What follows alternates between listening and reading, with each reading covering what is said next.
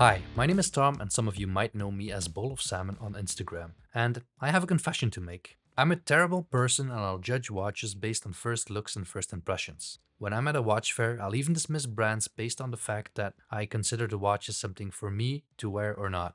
And it's not about price points. I'll ignore Invicta as much as Jacob & Co. So I thought I'd start this video with my first impressions, like the first 5 minutes after unboxing and inspecting it. Now, the fact that I've asked for this watch as a loaner to talk about on the channel usually means I took a liking in it already. But think about it as going to see a hyped up blockbuster movie. You have expectations, right? This is only my second ever Longines that I handle, the previous one being the duotone GMT Longines Spirit Zulu Time. And that watch impressed me. It reminded me of the first time I picked up my Black Bay 58, and it really feels like a great first luxury watch. And this Hodinkee version had a similar effect on me. The Longines DNA was obviously there. The super legible dial, the numerals with the metal surround, that raised section with the glistering ring around the dial, plenty of good looking details. And some great finishing on the titanium case and bracelet too. As a recently converted titanium fanboy, of course I'd immediately compare this to the finishing on my Pelagos 39. And it's nice to see that a more refined finish is possible on titanium at this price point, with a mix of brushed and polished surfaces. Especially that bracelet. It feels a lot better finished. Less sharp, a good taper. I mean, Grand Seiko can learn. Maybe the clasp doesn't have a quick adjustment, but there are plenty of micro adjustments, and a toothpick is all you need, right? The bracelet even has a quick release system. Now, with the amount of strap changes that I pull off on a day-to-day basis, I'd be fine with regular spring bars too, because I can just replace those myself if needed. So first impressions, I think this watch is underrated and it doesn't deserve the flack it's getting. It's been a while since I did, but let's get the elephant out of the room. I could have easily gone with a clickbait YouTube title like Longines and Hodinkee copied the Black Bay Pro or This is a Budget Explorer too, but that is not my style. And why I was attracted to this watch in the first place is because it has elements similar to all these watches. And nothing is an original these days, is it? And next to all the similarities, it also has elements that make it just different enough. It has a slightly less tooly character because of the shiny elements on the dial and the polished bits on the case and bracelet. And maybe, just maybe, that is something that attracts you more. Just like I would want a dress watch that has a tooly character, maybe you want a tool watch with a more dressy character. All I'm trying to say here is that this watch comes close to what I really like to see in a watch, and I won't give it a hard time because of that. I think Longines, a brand that dates back to the 19th century, has proven their track record and isn't just trying to create a replica here. And we all hate replicas, right?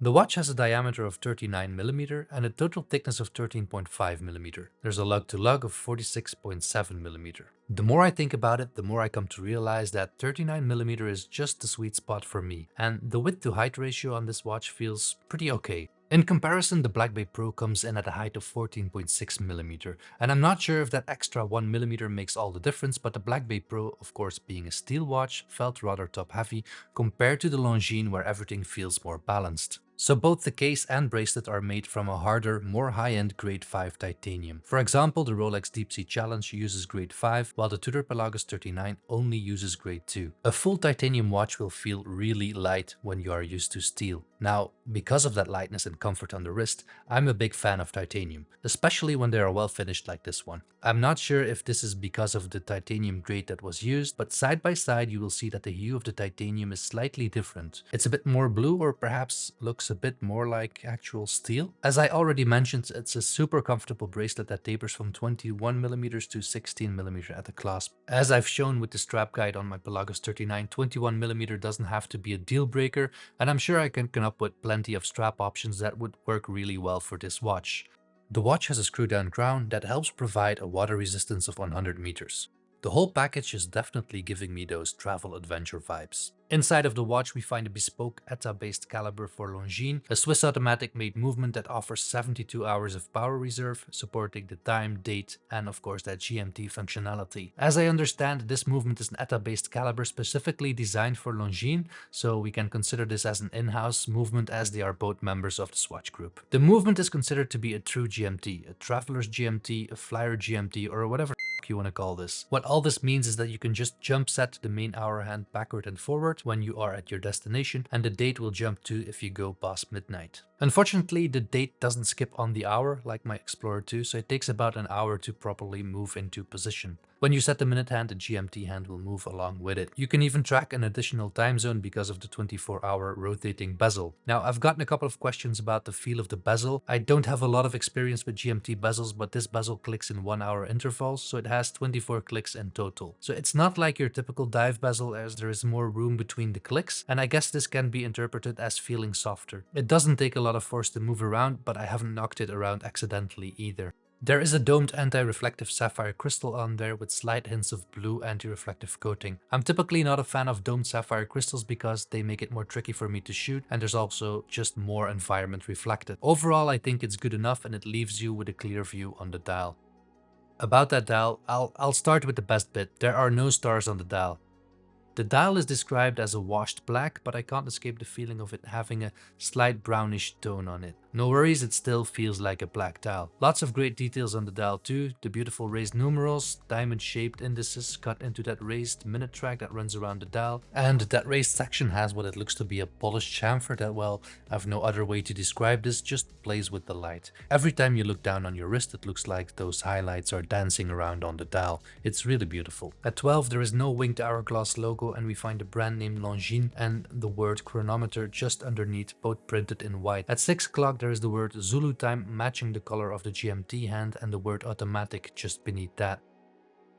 Is it faux patina or not? So the indices have this yellowish tone to them. To me, it feels more modern opposed to trying to be a faux patina, but curious what you think. The date is positioned at 3 o'clock and both the color of the date disc and the printing match the colors on the dial. The handset layout follows the rest of the Zulu Time collection that I guess is pretty neutral. I mean, they don't elicit strong feelings like, for example, a snowflake hand on a Tudor could do. You either love or hate those, right? The arrow-shaped GMT hand has a nice shade of yellowy orange, and all the hands and numerals are filled with super luminova that glows green. The lume application is sufficient, but nothing that really wowed me. It's only when we flip over the watch we notice that this is a Hodinkee limited edition with Longines. On the closed case back we can find the winged hourglass logo and some more information about the movement, the material and the properties of the watch. My first impression on this full titanium bracelet stays, I'll take this over my Pelagos 39 bracelet any day of the week. A taper from 21 to 16mm at the clasp, compact clasp I might add, micro adjustments only, but you can't win them all. If I had one complaint about the bracelet is that it uses a pin and collar system to size, but I suppose that is something most people only do once or let their watchmaker do once.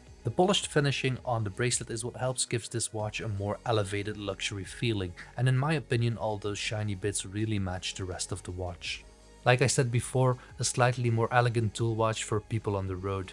I guess if you want to dress it down, there are plenty of aftermarket strap options, even at the 21mm lug width. As you could tell, I really like this offering from Hodinkee and Longines. The rest of the HydroQuest collection is currently only available in 41 and 43mm sizing, so this 39mm is a welcome addition.